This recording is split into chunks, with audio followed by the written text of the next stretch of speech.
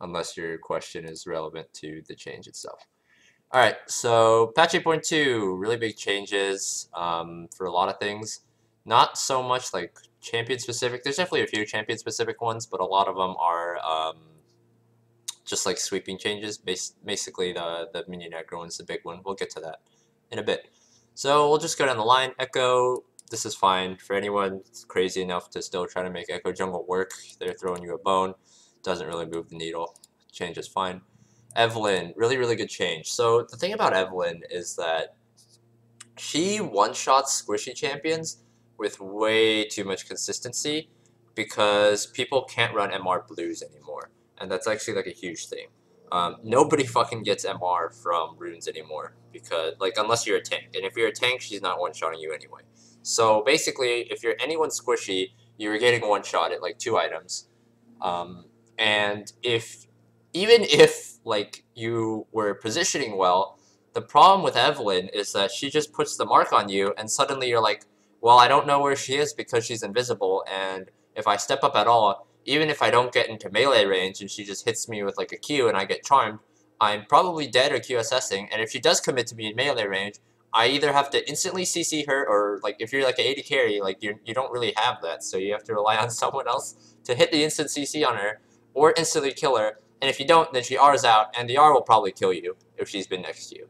So Evelyn's damage was just ridiculous, and the fact that like she didn't even have to hit the charm on you, the charm was just like the guaranteed death, and like just like hitting just marking you, just like zoned you out of a fight. And like for some champions, you can kind of like, oh, like if you're like really like in the middle of your team, you're like, yeah, there's no way like you'll get to me, or like there's no way you'll like one-shot me from here. But like Evelyn just does it because she's Evelyn. So this change is definitely necessary. This champion's damage is way too high. I agree with that completely. So the Q damage, this is really funny to me. Whenever Ezreal is bad, Riot gets in a rush to buff him, and I always think it's a terrible idea. So patch, I think 16 or 17, I believe it was 17, they buffed Ezreal's Q ratio from like 110 to 125.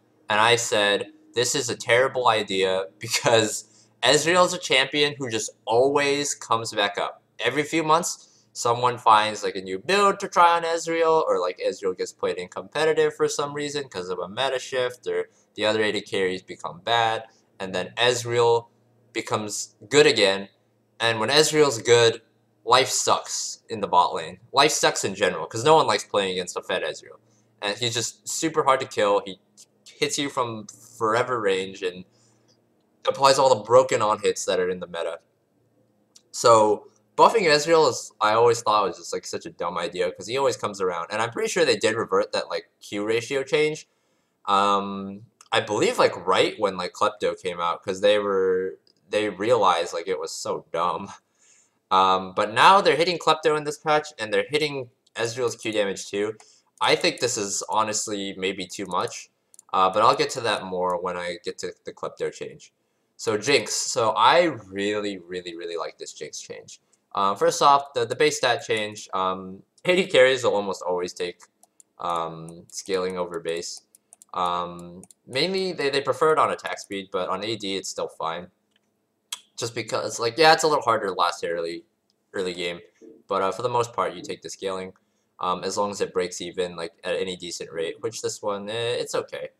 But I'm actually like kind of curious why they hit these. But the big meat and bones of this change is this. I'll be honest, I didn't even know this passive gave attack speed until I looked it up while I was skimming the notes. It was like 15% or something. So it's really not that much, so that's like kind of why I guess I didn't really know it. I don't really play Jinx. The fact that you can exceed the cap probably doesn't matter much, because I don't think you'll be getting to the cap very often. But it's just kind of like a why not kind of thing. It's harmless, so I think that's fine. The big change here is 130% attack speed. So minigun scaled from like 0 to 70% based on your level, like your champion level. And I'm actually curious as to why that was in the game for so long, because it's actually a really dumb change. Because the thing about AD carries and supports is they never want anything scaling off level, because when you have things scaling off level, you get gated way longer from that power if you're in the bot lane and in some metas in the jungle because you just don't have as much EXP. You just don't get as much EXP. So switching the attack speed onto Q levels is crazy because now you get what you were getting at like level 16 at like level 9. So it's a huge mid-game buff, as long as you're maxing Q, which you should be now, if you weren't before. I'm pretty sure you did anyway. But and then this is just like a nice QOL change. So the reason this is so big is because every crit AD kind of comes really online at like 3 items. Because you get your attack speed item, you get your IE, and you get your next attack speed item, and then you're huge. So the thing is, most of the time though, when you're sitting on your first item, you don't really do that much because you either don't have the AD and the crit from IE to back you up, or you don't have the attack speed from Rapid Shiv to back you up. At second item, you start to come online a little bit. Like you can definitely do damage. And then third item, you just destroy squishies straight up. And then obviously like your fourth item is usually like your armor pen. Sometimes it's your third, depending on the game. But for the most part, like you don't really come online on your first item. So like your mid-game transition as an AD carry that goes crit is pretty sketchy. But the thing is, this is mitigating that by giving you access to all the attack speed you previously didn't really have until level 16 at level 9. So I really like to change because Jinx is obviously not on the same level as Vayne, not on the same level as like Caitlyn, not even really on the same level as like Tristana really in her current state. She's still gonna have the issues of being Jinx. You're in a mobile AD carry with no dash and no self peel like Vayne. I guess Chompers are kind of self peel, but like I'm meaning more something like Condemn, where it's just like immediate self peel that's always like consistent, like in the sense that you're at least gonna get them a bit off of you. So she still has those issues, but this like accentuates like her strengths, which is the way I feel like the change should have been. So I really like this change. I don't know if it'll make her like competitively picked often, but it's definitely like I feel like they can leave her here and like see what happens and then go from there. I think this is a really good step. So Kha'Zix, passive scaling decreased, Q scaling increased. This is kind of a weird change. I guess they really just wanted to hit his passive. I don't really feel like that's a huge part of his issue, but you know, cutting ratios on any champion that's strong is usually like a decent way to pull them in line. And they buffed the Q ratio. So honestly, like this might actually end up being a buff, because if you're Qing twice in a fight, that's basically you've made up the ratio that you've lost from your passive, and you don't even always get your passive off. While it's true, like especially if you're doing R-Evolve, you might get your passive off 2 to 3 times a fight. So you might not make up all the Q. At the end of the day, like Kha'Zix is a champion that's more on the spectrum of needing a nerf than a buff anyway. So hitting him slightly like this without like gutting him completely or like having to like rework him again, I think it's fine. You kind of just sit on this and see what happens, because he's not like super broken oppressive. He's just like strong in my opinion right now. So this fucking champion, I hate Malzahar. I think Malzahar is a symptom of terrible design. So when Malzahar got reworked, I don't even remember now if it was like season 6 or season 7 when they reworked all those mids. I looked at all those mid lane reworks and I was like, you know, these all look pretty good. And then I got to Malzahar and I said, what were they thinking? Because what was the problem with Malzahar? He had a very binary lane phase where he either has enough damage to pop the wave and ignore laning against you, or he doesn't. And then his ult's a point and click. So when he doesn't have enough damage to clear the wave properly and do Malzahar things, he's bad. And when he does, he's too good, because his ultimate is super fucking consistent because it's a point and click suppress, and if his damage ratios are high enough that he can clear the wave and ignore laning against you, you can't really do anything against him, because he eventually just sets up his jungler by flash R-ing someone, or just sets up a play by flash R-ing someone. If you don't have QSS, you're dead, and then you can't even punish him in lane if his numbers are too high, because he says, I don't want to lane against you, presses E and Q on the wave, and walks away. So they were like, alright, we're going to keep his R the same, but we're going to get rid of his Q and E thing. So they put all the damage on his W. And what happened was, they didn't play him mid lane, they played him support, because they overloaded so much damage on his W because they didn't want to put it on his Q and E, so he wouldn't be an oppressive laner. But what happened was they put so much damage on his W, you would just flash in, press your targeted R on someone with W and E, and then they die. And then they were like, okay, well, this is really dumb too, so let's put more damage back on his Q and E. And guess what happened? He became an oppressive mid laner again because his numbers on Q and E were so high that no one could lane against him anymore. He just pushed them in, and then guess what? His R is the exact same thing that it used to be. So the Malzahar rework was super dumb, and now they're just like, I don't even think they know what to do at this point. They're just like, okay, let's just hit his numbers and hopefully like he goes away again. But it's just like, what they've been doing with Malzahar just doesn't make any sense to me. Like, since the rework, like, I thought the rework was a failure. And, like, yeah, like, this is a pretty big ratio hit. This is a pretty big cooldown increase, but it's just like, I'm sick of seeing this champion, man. This champion, just, like, please, just, like, rework him again or something. Like, this is just dumb. Like, I feel like the way he is, like, he's never going to be a balanced champion the way his kit is. He's either going to be too good or useless. And I feel like the only way to really fix, like, putting him in that, like, too good to useless state is another rework. So that's my rant on Malzahar. Nunu, I agree. Nunu is not very good right now. It's kind of like a testament to how bad Nunu is right now, that the fact that they can give him all these changes and he still won't probably be meta. He'll be in the meta, but I don't think he'll be like the top pick. And these are insane. Like, these are some ridiculous buffs. Granted, you do need some ability power to get the most out of these, but now, like, Nunu can actually kind of fight back instead of, oh no, the enemy jungler is in my jungle, guess I'm leaving. So this is a good change, and this is ridiculous. It's a good thing it's capped, the fact that it's increasing ability by 40%, because it looks like this is, you get your, I guess this is by level, 1, 2, 3, 4, 5. Okay, so I guess the max increase is by level. But a flat 40% in a 1-point ability is ridiculous. Like, this is going to be so good with, like, Azir. This is going to be so good with Kale. This is going to be so good with, like, I guess, like, Teemo. Maybe, like, a Ziggs. But, these are interesting. I do think Nunu definitely needed some help. So, I don't mind these changes. I'm really interested to see if teams start picking up Nunu. I'll always hate playing against him in solo queue. Nunu and Ivern, the death trio for solo queue that you never want to see. But I do agree. Nunu's been in the dumpster for a while now. So giving him a little bit of buffs without giving him the super dumb, like, a crap ton of HP they gave him on his, like, Q when you, like, 8 golems or something, when he was, like, super oppressive for, like, a few patches, like, last year. I'm glad we're not going back to that. I'd much rather Nunu be, like, fighting me than just, like, walking away from me invincible. So I'm glad they went this route instead of just, like, giving him more tank stats, because that's how you get a dumb champion. And yeah, I'm interested to see how this works. So, Ornn W. I don't like this change. I feel like Ornn...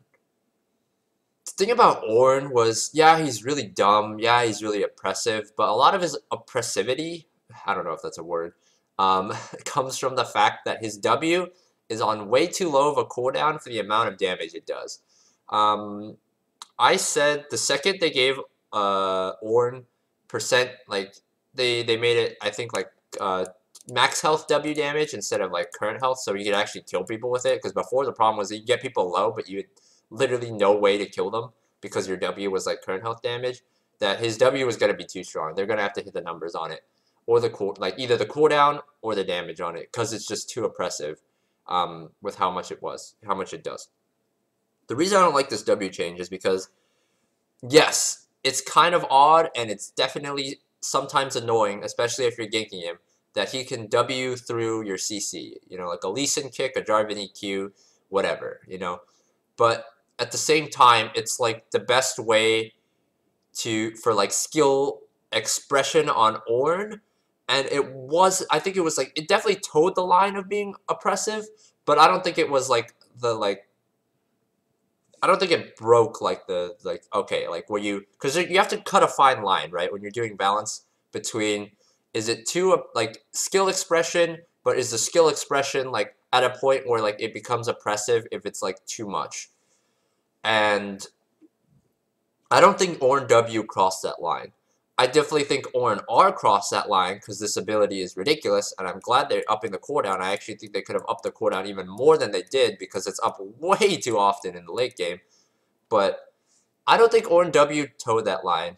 I generally almost always prefer numbers hits rather than mechanic removals, especially because his W's been around.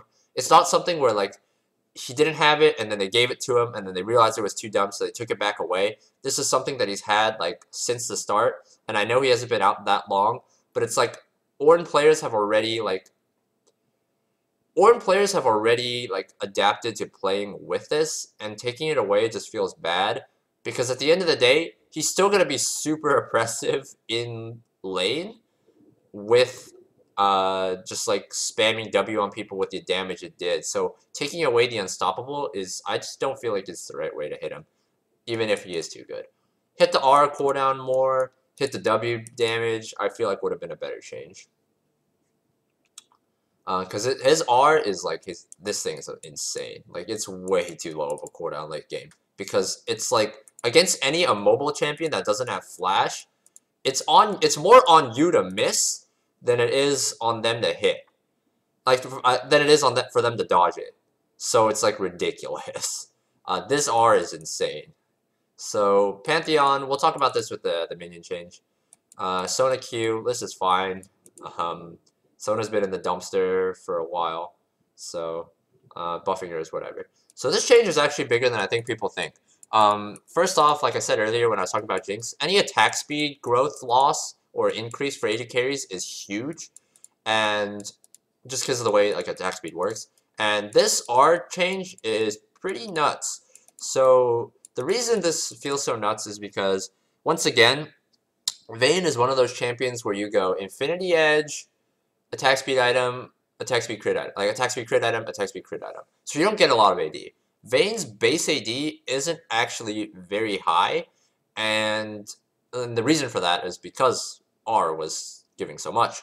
And the thing is, when you go IE and 2 crit items, you don't get very much AD, and I understand, like, some champions, especially Vayne in this case, obviously, you can make up for it because you have Silver Bolts, and you have True Damage, and before, you had a bunch of free AD. But now that you're hitting both the attack speed and the bonus AD, it's a much bigger nerf than I think people are thinking it is on paper. Because when you only get IE until your 4th item, and sometimes your 4th item ends up having to be like a QSS first or a GA, you're hitting like 4 items in the late game with like 200 AD, like 200, with BT maybe like 230, 240, but that's not a lot of AD. You're like completely dependent on that point on your Silver Bolts getting you there for damage, but when your attack speed growth gets hit too, that damage is slowing down as well. So it ends up being a huge nerf to the overall DPS. And honestly, like, I don't like playing against Vayne, but I didn't think she was so oppressive to the point where like this heavy-handed of a nerf was needed. I'll have to see. I still have nightmares of Tristana meta where that champion was completely broken, that people were just jungling her too, and like I guess like super oppressive Kog'Maw Twitch Ardent Sensor meta, and that like I was super glad to see gone. But Vayne I don't think really was that dumb. Like definitely like if she got snowballing, yeah, you had a real bad time. But if she got snowballing, like it was at least a little bit of the fault had to be on the bot lane and the jungler for not putting her down, because she's also like she is very weak in the early game. It's overblown a bit how weak she is. She's definitely not like, I don't know, who's I guess like Twitch level, I guess, where you literally like can't fight them at all. But she definitely wasn't like strong in the early game. A lot of that came from sustain. That's getting hit like right here. That we'll talk about right now. So Runic Echoes, this is fine. mana restore, change, cool. More mana for junglers, so when they are forced to give up the blue buff to needy mid laners, they can sustain themselves. Bravo. Okay, so these changes. I'm personally sad because this means the death of Lee Sin, Sightstone, Red Smite build. But I've seen these coming for a while. And the reason I saw these coming for a while was because those old quests, the move speed from the Frostfang and stuff, and I think like the extra skill point, I believe, for the Nomad's Medallion line, and the shield for the Targon's line. While these were like definitely noticeable, especially like the Targon's line, because AD carry started abusing it, while they were definitely not like unnoticeable, especially if you were like someone who only played like Frostfang supports, I'm sure you've loved that attack speed. I mean that movement speed buff. It probably saved you so many times. But I could tell like I don't think they were gonna stay. I didn't think they were gonna stay very long because they were kind of like hidden. And what Riot hates more than almost anything are things that have like hidden power or like not very well explained power. And that's why I didn't think these would stay very long.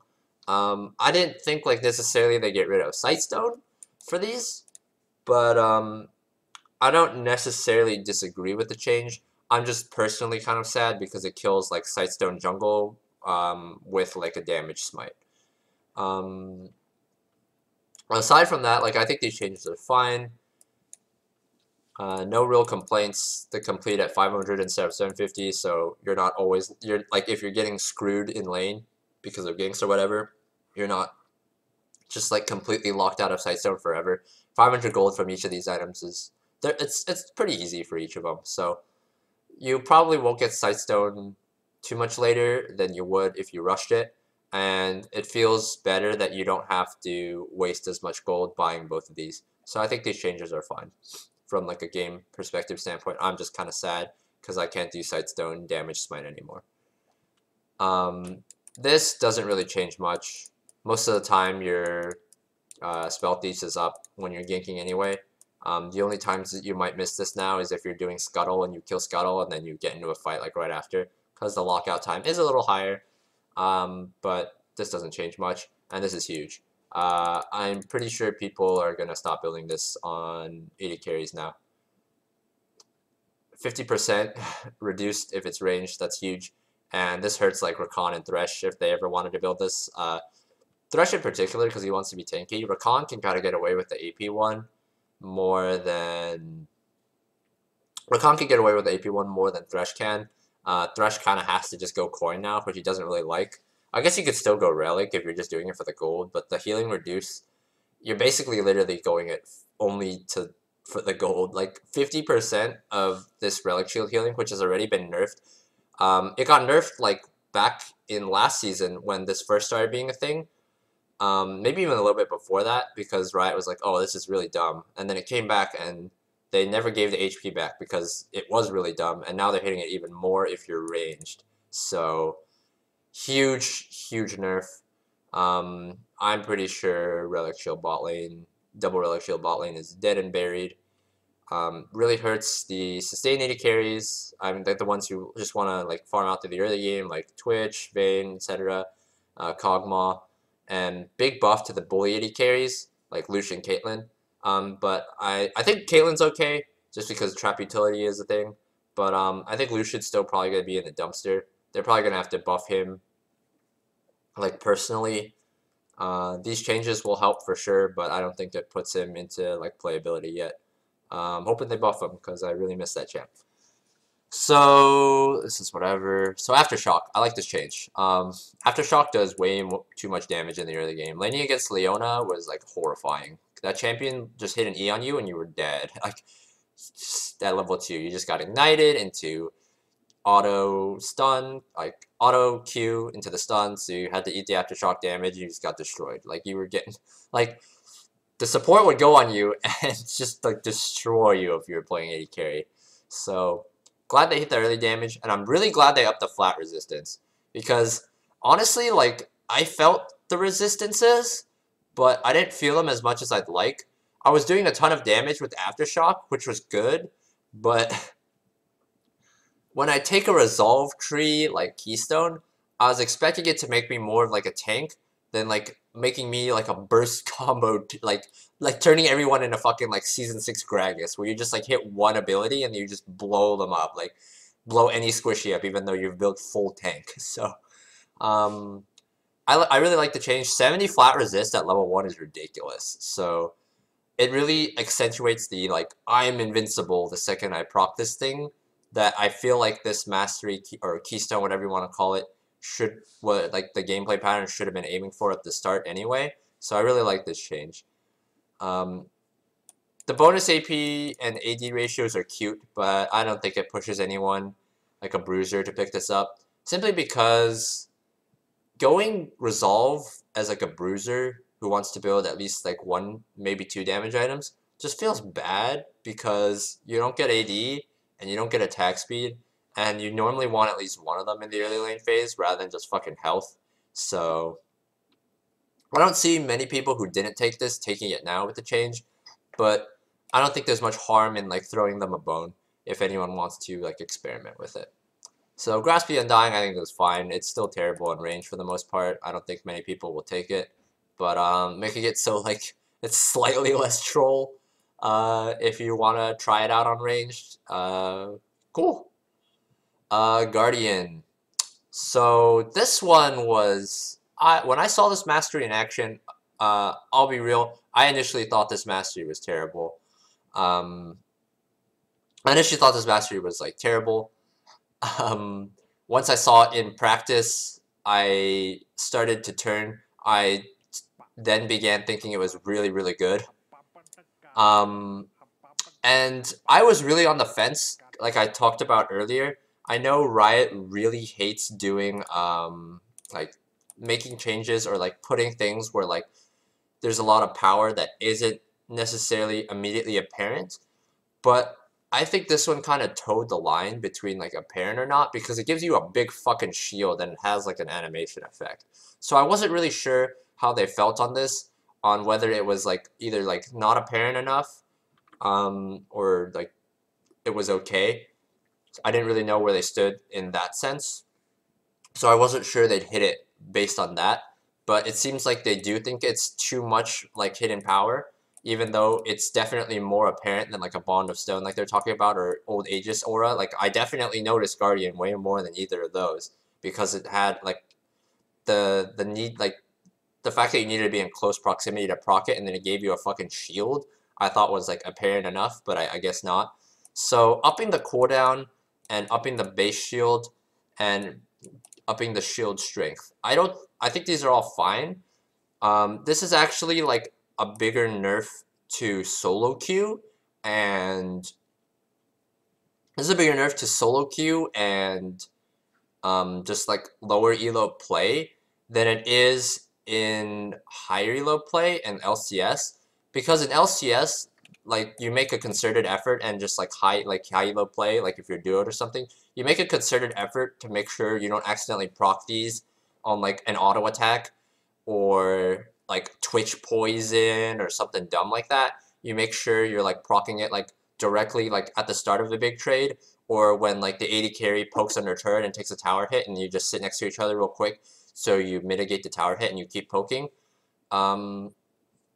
I did think it was a bit oppressive in the sense that like a 45-second cooldown meant that like pretty much like every wave, or at the very least every other wave, you could like get like an auto attack and like a spell off and take a turret hit and then get it completely blocked by Guardian. So I think in that sense it was kind of dumb. But overall, I don't think this moves the needle on the power level of this too much. Because the good players are still going to use it properly and play around the cooldown, whereas the lower elo and the less coordinated and the worst players are probably still going to accidentally proc this on an auto attack because they didn't know they were standing next to each other. So at the end of the day, I don't think it makes a big difference, but I think the change is fine because it was a bit too good at like the highest level of play. This keystone sucks. Buffing it, I think, is completely fine. I think it could be even. It could stand to be buffed a little bit more even, But probably safer for the weird keystones like this to buff it slowly than too much all at once. Because then you end up with this thing. Kleptomancy. This thing is way too good. But this nerf is really, really big. And the reason I say that is because Gangplank and a bunch of other champions are abusing this right now. But the only one they saw fit to hit was Ezreal. And for everyone else, they said this change will be enough for them. I think that's probably true. Drop rate significantly decreased in the first 15 minutes of the game. Without exact numbers, can't really comment on that, but significantly decreased sounds pretty bad. After 15 minutes, drop rate slightly decreased for melee, significantly decreased for ranged. Once again, I don't have the numbers, but significantly decreased sounds pretty bad. Sell value is about 20% lower. Good. Very good change. The whole point of this thing is to not resell everything for 15-minute Trinity Force spike. The whole point of these is to use them, so I'm glad that they're reinforcing that notion. I think they could have even stood to put this at like 40%, because I think the fact that like, oh yeah, I get all these items for pinning you and then I just sell them all. Like, I think that's really, really dumb. So I'm glad they at least put it at 20%. I guess they're not 100% sure how much they need to put it at with the initial change, especially because a lot of these don't sell for that much. It's just that they add up. So I'm glad they put this in. It might need to be higher, but whether it needs to be higher or not really depends on just how significantly decreased means for these drops. So I do agree this definitely had to be hit. I'm kind of skeptical as to why they hit Ezreal but left all the other Kleptos users alone.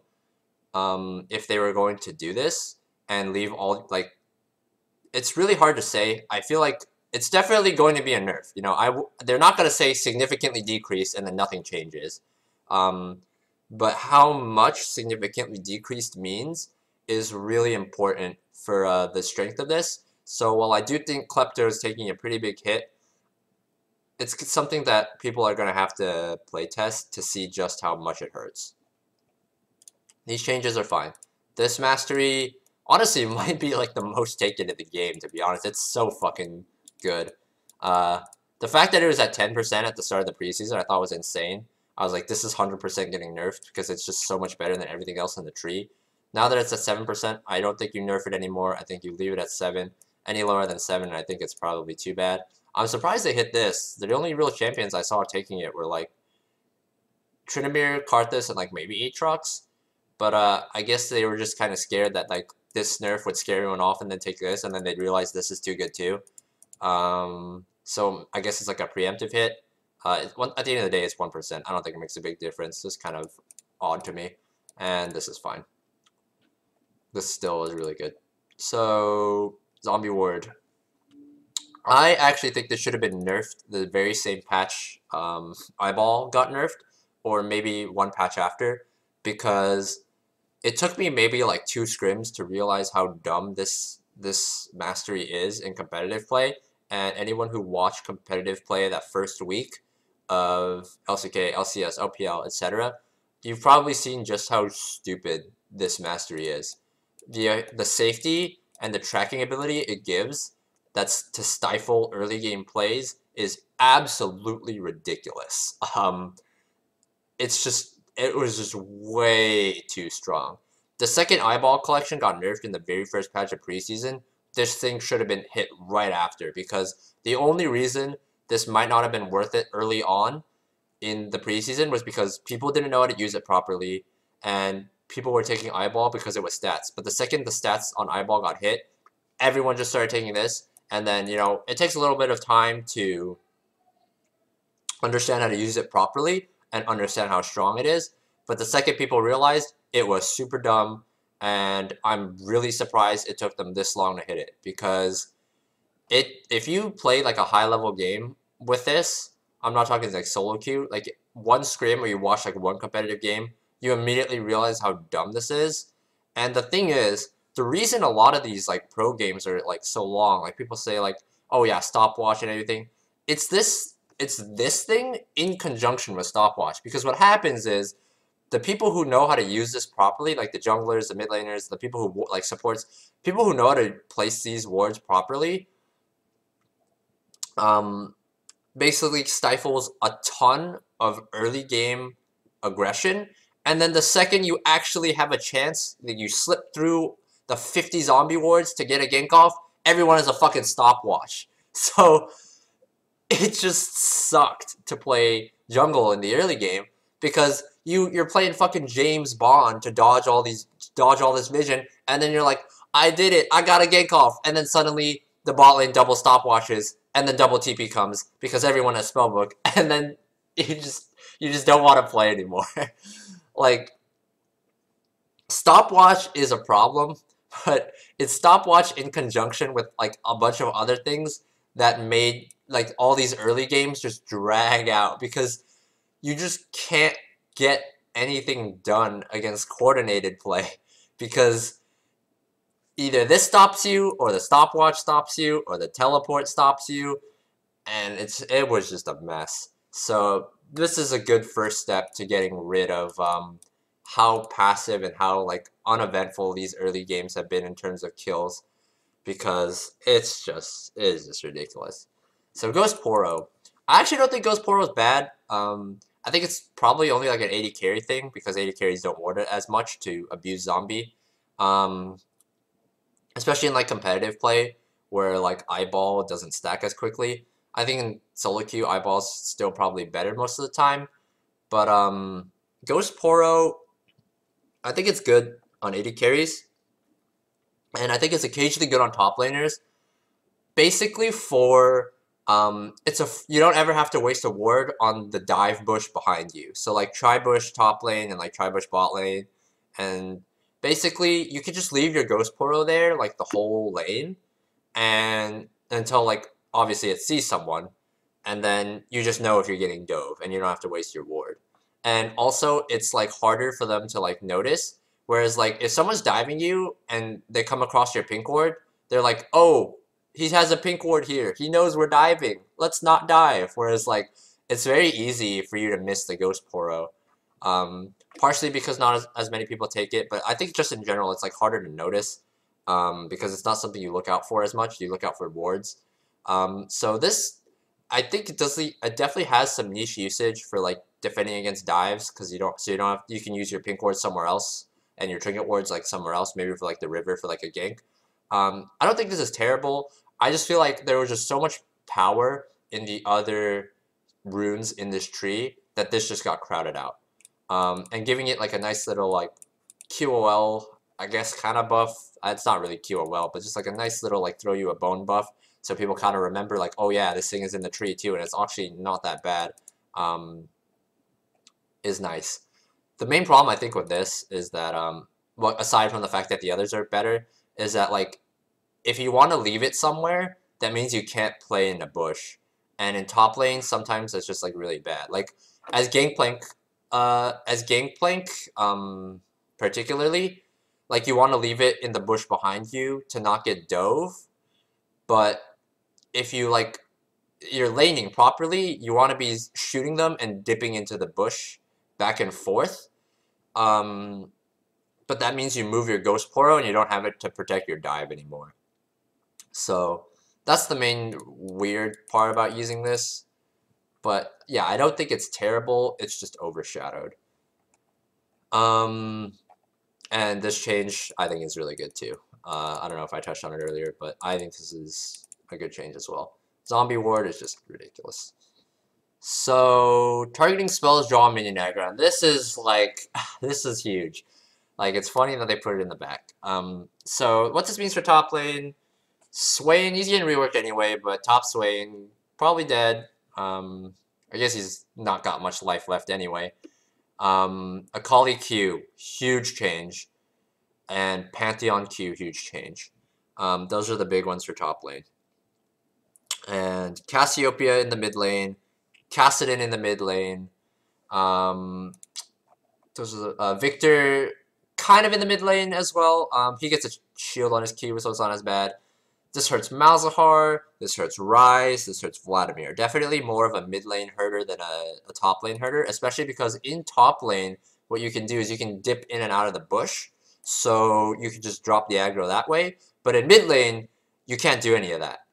Like, if you commit to, like, a Q on Kassadin, like, now you're going to pull the wave. Like, you're going to eat all the minion aggro. And that's huge. This hurts Kassadin so much. This hurts Cassiopeia's level 1, like, cheese so much. Victor, like I said, he gets a shield, so it hurts a little bit, but, like, the thing is, like, Victor's in such a bad spot already. He doesn't want to hit. He doesn't want any other nerf coming. This really hurts the Rise EW Q combo, because it'll grab aggro, and then, like, when it grabs aggro, when you're Wing them, like, a minion might come in front and block your Q, so your trading pattern will get fucked. Malzahar can't just press E on you for no repercussion now, and obviously, like, Pantheon and Akali, if they're harassing you in the top lane, in the middle of the lane where, like, if they like don't have access to a quick push to drop the minion aggro, this really hurts them. This is a big sweeping change. There's going to be a lot of balance changes this patch or the next patch, to like help around the affected champions. I actually kind of like this change. And before I get crucified for saying that, it's not because I hate Pantheon and Akali players. I do hate Pantheon and Akali, but it's not, the reason I like this change isn't because of that. The reason I like this change, well, partially I guess, but the thing is, when you're playing a champion who can't abuse this mechanic, it just feels really, really bad. Because, honestly, what are you supposed to do, right? When I play 1v1 practice against mid lane players in my coaching sessions, I always pick Victor first, because what you do with Victor is you just press Q on them, and then they're stuck in the position where it's like, do I trade back with my autos and take minion aggro, or do I don't? And you're just in a lose-lose. When you're playing the champions, when you're playing against these champions that abuse these mechanics, and you don't have a champion that can abuse it back, you are basically just stuck in a position where you can't really do anything, and it was dumb. And it feels really bad as someone who plays any of these champions to get your champion nerfed, especially if you're a lower elo player who doesn't abuse this properly, to get your champion nerfed because this gets abused too much at the highest level of play. It is a weird change. It's a weird to like this has been around since the very start of the game, and it's definitely going to be something that it's going to take some people time to adjust to. But I like this change because you don't have to just completely gut like Pantheon and like who like I guess Casson when he was broken, and like anyone who abused this right now. You don't have to just gut them because this is a mechanic in the game. You can actually like balance them around knowing this now, instead of just saying, well, we can never make this champion balanced because if his number on this is too high, then he just abuses everyone because they can't trade back against him. And that's the reason I like this change. Yes, it is going to suck really, really, really badly in the short term for everyone on this list who isn't overpowered right now. But in the long term, I think this is a better change just because it allows you to actually balance around it. Because Pantheon has been like a balance issue for so long, just because you can't do anything to him. Like, you literally can't do anything where he just sits up in the lane and presses Q on you 50 times. You literally can't do anything, and Riot says, well, if we hit his Q damage, this champion's literally dead, so how do we change him with, like, short of a rework? And, like, yeah, you could just say, oh, well, rework him then. But if you change, like, any champion, like, same thing with Kassadin, like, do we just make Kassadin Q not a point and click? Like, what are we supposed to do about any of this, right? Like, the solution isn't to just rework literally every champion. I guess, like, theoretically you could, like, rework every single champion who has a point-and-click mechanic harass, but I think at the end of the day, yes, all these champions who don't abuse their point and click in lane, it will suck in the short term, but I feel like in the end, it's just so much easier to balance around this actually pulling aggro than like just saying, well, Pantheon has been doing this for 8 years, so let's just leave it like that, and eventually we'll rework it. Because there are other champions that need to be like reworked way more than like a Pantheon, but like that doesn't make Pantheon any less of a problem, whereas like this change makes it, I think, a lot easier from a balance standpoint to like just balance the champions around this mechanic. And that is about it for this patch.